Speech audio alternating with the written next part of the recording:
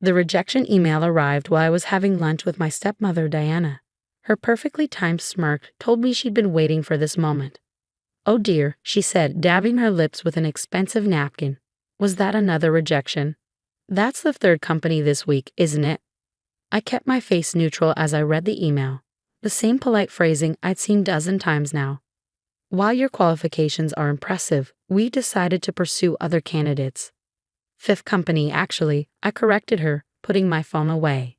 "But who's counting?" My name is Olivia Chen, and at 28, I was watching my stepmother systematically destroy everything my father had spent his life building, including my career. Diana's smile widened. "You know, if you just accepted my offer to work at Chen Industries in a suitable position, none of this would be necessary." By suitable position, she meant a meaningless role where she could keep me under her thumb. After my father's death 6 months ago, Diana had made it clear that while she'd inherited control of the company, she expected me to know my place. "I prefer to earn my positions," I said, taking a sip of water. "But then we have different views on that, don't we?" Her eyes narrowed. Diana had been my father's secretary before becoming his second wife 3 years ago. The ink on their marriage certificate had barely dried before his mysterious heart attack. "Careful, Olivia," she warned, her voice honey-sweet but her eyes cold.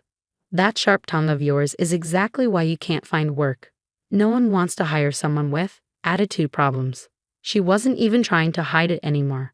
Diana had spent the last 6 months using my father's connections to blacklist me from every major company in the finance industry. Her message was clear: submit to her authority at Chen Industries or watch my career disappear.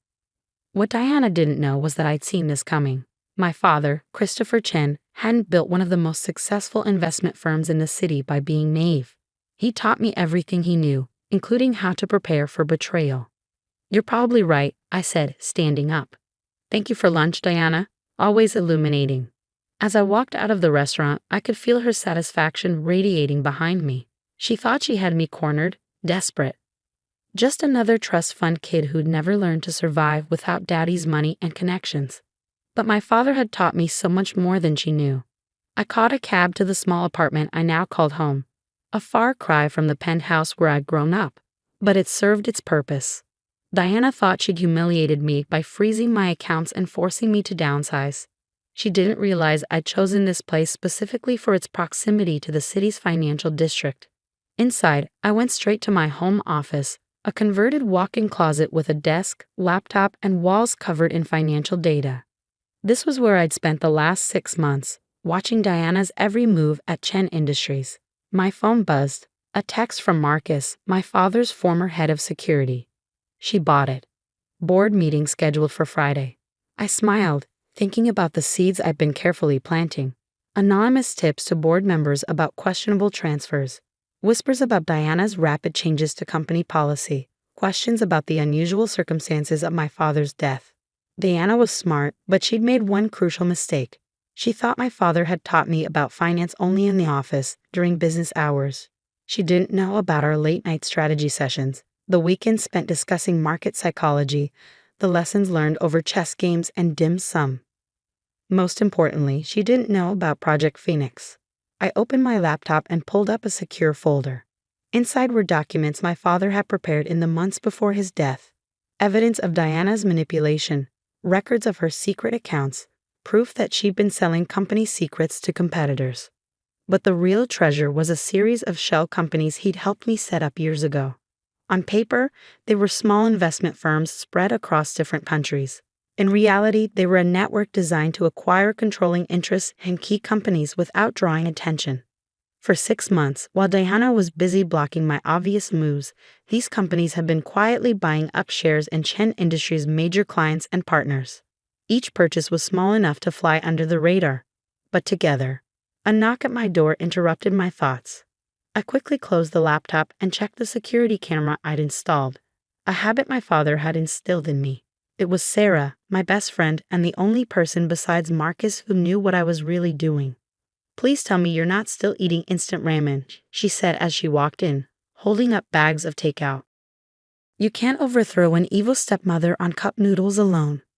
I laughed, realizing I'd barely eaten at my lunch with Diana. My evil stepmother actually bought me a lovely lunch today. She wanted to gloat about her latest success in ruining my life. Sarah set out containers of Chinese food from my father's favorite restaurant. I noticed with a pang. How many companies is it now? Lost count, I said, grabbing chopsticks. But it doesn't matter. Everything's ready for Friday. She paused, a dumpling halfway to her mouth. You're sure about this? Once you make your move, there's no going back. I thought about Diana's smug smile, about the way she'd warmed her way into my father's life and then systematically taken everything he'd built. I thought about the questions the police had dismissed about his death, about the medical reports that didn't quite add up. I'm sure, I said firmly. Dad didn't just teach me about business, Sarah. He taught me about justice, about protecting what matters. She nodded, understanding in her eyes. Sarah had known my father since we were kids in boarding school together. She'd seen firsthand how he balanced fierce business acumen with genuine compassion. Tell me the plan again, she said, settling onto my small couch. I want to make sure we haven't missed anything. I pulled out my laptop and brought up a complex diagram of company relationships. It starts with Western Capital. Western Capital was Diana's pride and joy, her first major acquisition as CEO of Chen Industries. She pushed the deal through over objections from the board, claiming it would diversify our portfolio. What she didn't know was that Western Capital was already compromised. Through my shell companies, I controlled enough of their debt to force a restructuring. When I called in those debts on Friday, it would start a domino effect that would ripple through all of Diana's recent acquisitions. The board meeting is at 10 a.m., I explained. Diana will be presenting her grand vision for the company's future. At 9:45, the first reports of Western Capital's financial irregularities will hit the news. Sarah whistled low. And you're sure about your timing? I nodded. Marcus has everything set up. When Diana tries to deny the problems, he'll accidentally project proof of her own involvement on the boardroom screen. Every questionable deal, every secret payment, every connection to Western Capital's troubles. And then, I said, pulling up another document, the board learns about my shell companies, about how they own not just Western Capital's debt, but controlling interests in half of Diana's pet projects. They'll realize that while she was busy playing CEO, someone else was quietly becoming kingmaker. Sarah was quiet for a moment, processing. Your dad would be proud, not just of the plan, but of how you've handled everything. I felt tears prick at my eyes but blinked them away. Now wasn't the time for emotions. Sometimes I wonder if he knew about Diana, about what she was planning. The way he prepared me taught me to look beyond the obvious. Of course he knew, Sarah said softly.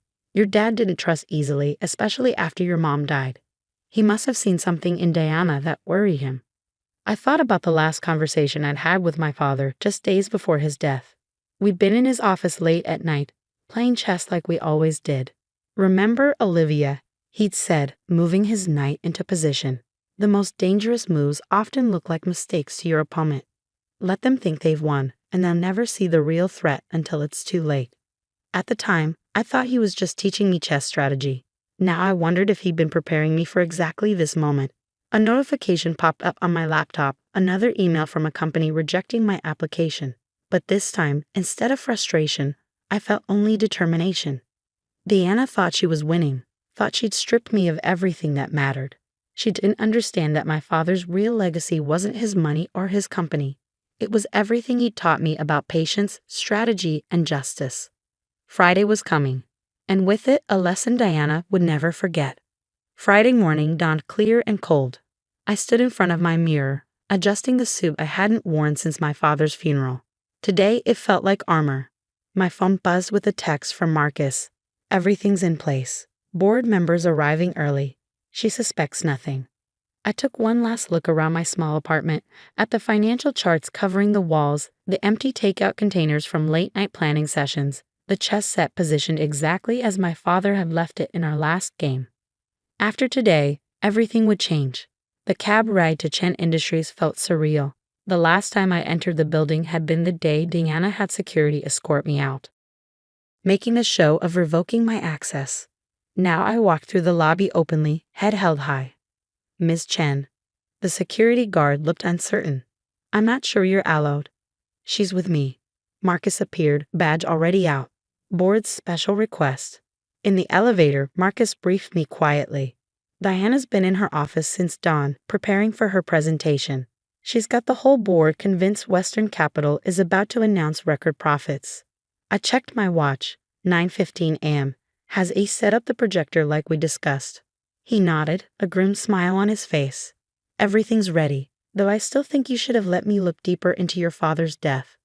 One battle at a time, I said as the elevator doors opened. Today is about the company. Justice for Dad. That's next. The boardroom was filling up when we arrived. I recognized most of the faces, people who'd known me since childhood, who'd watched me learn the business from my father. A few nodded slightly, others looked away uncomfortably. Deanna swept in at 9:30, immaculate in an expensive suit, her confidence radiating. She faltered slightly when she saw me but recovered quickly. "Olivia, darling," she said loudly. "How unexpected. The board meeting is private." Actually, Robert Chen, my father's oldest friend and head of the board, interrupted. "We invited Olivia. Given the concerns raised about recent company decisions, we felt it appropriate to have all Chen family members present." Diana's smile tightened almost imperceptibly. Of course, though I wasn't aware Olivia had any remaining connection to the company. "Blood is blood," Robert said firmly. "Please begin your presentation." As Diana launched into her carefully prepared speech about growth metrics and strategic acquisitions, I watched the clock. 9:40, 9:42. At exactly 9:45, phones around the room began buzzing. Board members glanced down, faces growing concerned. "Is something wrong?" Diana asked, noticing the distraction. Robert cleared his throat.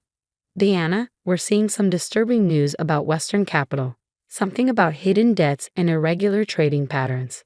"Impossible," Diana said smoothly. "I personally oversaw the acquisition. Their financials are solid." "Are they?" I spoke for the first time, nodding to Marcus.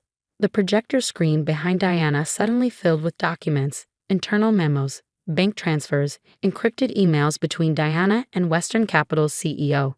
"What is this?" she demanded, spinning around. "The truth," I said, standing up. "About Western Capital. About how you've been selling company secrets. About everything." For the next 30 minutes, I laid out my evidence. How Diana had orchestrated the Western Capital deal to hide her own illegal activities. How she'd been systematically weakening Chen Industries while strengthening her personal position. "This is nonsense," she sputtered. "You're just a bitter child who couldn't handle losing Daddy's company." Speaking of my father, I said quietly, should we discuss the irregularities in his medical reports? The missing security footage from the night he died? Or should we focus on how my shell companies now control most of your recent acquisitions? The color drained from her face. "Shell companies? What shell companies?" I pulled up another document showing the complex network of companies I built. "Did you really think my father only taught me what you saw in the office? Every time you blocked me from a job, these companies bought more shares.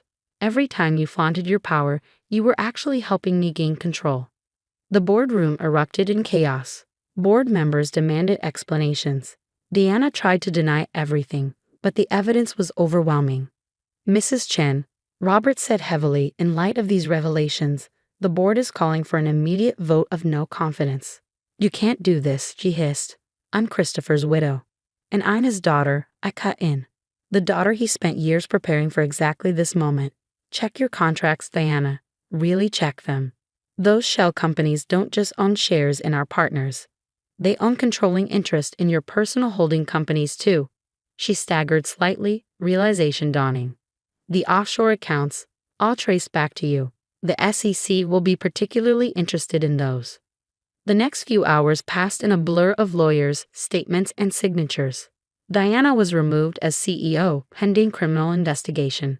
The board appointed me interim chief executive, with Robert as special advisor. By sunset, I was sitting in my father's old office, my office now, looking out over the sea. The chess set he kept on his desk was exactly as I remembered it. Sarah found me there, 2 glasses of champagne in hand. "Your dad would be popping champagne right now," she said, handing me one. His daughter, not just beating them at their own game, but creating a whole new one. I smiled, thinking of all his lessons. The game's not over yet. There's still the question of his death. One battle at a time, remember? She clinked her glass against mine. Today was about taking back what's yours. Tomorrow we get justice. A knock at the door interrupted us. Marcus, with a stack of files. Found these in Diana's personal safe, he said. Thought you might be interested. The files contained everything. Proof of Diana's long game, her manipulation of my father, and most importantly, evidence of what really happened the night he died. Well, Sarah said, looking at the files. Looks like tomorrow came early. I picked up the queen from my father's chess set, remembering his words about letting opponents think they'd won. Diana had thought she was playing chess while I was playing checkers. She never realized we were playing an entirely different game. You know what Dad always said about chess, I told Sarah, setting the queen back in its place. The queen might seem like the most powerful piece, but it's how you use your pawns that really wins the game. As if in answer, my phone buzzed with a news alert. Chen Industries stock soars under new leadership. Former CEO faces criminal charges. I looked around the office, at my father's books still lining the walls, his favorite painting hanging behind the desk, the city lights twinkling beyond the windows. Diana had tried to erase every trace of him, but his real legacy was never in these things. It was in the lessons he taught me, the strength he'd helped me find. Tomorrow would bring new challenges. There would be companies to rebuild, partnerships to restore, and yes, justice to pursue for my father's death. But tonight, sitting in his chair, I felt at peace for the first time since losing him. To Dad, I said, raising my glass. To Dad, Sarah echoed. And to the daughter who proved that the smartest player isn't always the one making the most noise. Outside my office, Chen Industries hummed with renewed energy. Employees who'd been afraid under Diana's leadership walked taller now. The fear was gone, replaced by hope. I picked up my father's favorite pen, the one he used to sign every major deal, and began writing out my plans for the company's future. There would be changes, but not like Diana's slash-and-burn approach. These would be strategic, thoughtful, built on the foundation my father had created. The sun had set completely now, leaving the office lit only by the city's glow.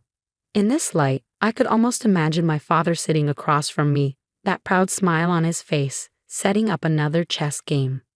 Your move, Diana, I whispered to the empty room. Your move.